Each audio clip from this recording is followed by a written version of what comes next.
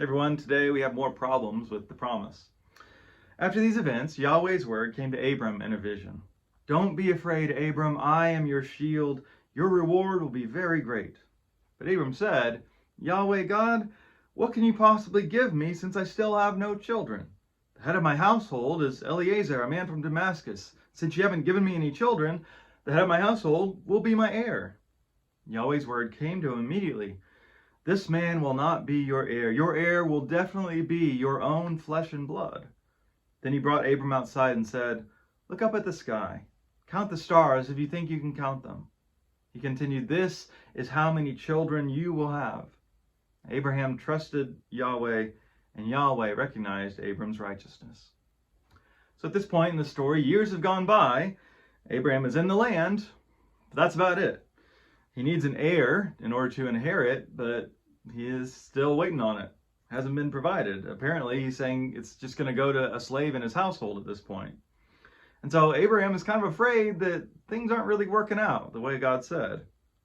And so God comes and tries to assuage those fears, right? We get the very common opening, don't be afraid. But Abraham kind of correctly points out that the main problem still needs to be addressed. And providing this heir at this point is on God. So how would you expect God to respond to that accusation? You might expect fear. How dare you question me? Don't you know who I am? I'm the Lord God Almighty. Who are you?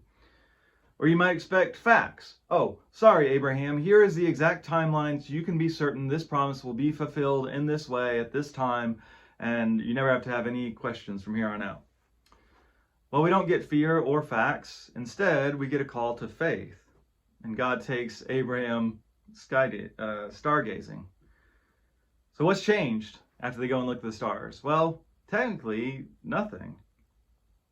He's already promised that they're going to be as numerous as the dust, so it's sort of just repeating what was said before. But here we see Abraham trusting in the promise maker against the evidence against that promise.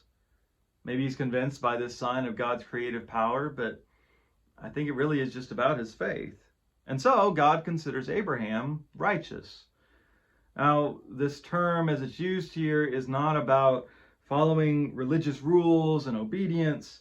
It's about faithfulness to a relationship. It's being righteous is doing right by others. It's a relational term. That's what God recognizes in Abraham. And so that reminds us that faith is also not about facts or fear. It's about trust. Faith is about who, not what. It's not what we believe about God. It's about the God we have a relationship with. And so what we see here is God is not the angry, rule-enforcing tyrant that we might be afraid of. Well, some seem to still prefer that guy. God is not the source of just simple facts to be memorized and agreed to. God is the one who invites you into a relationship of trust, even with all the mystery that sometimes involves. That's what faith is.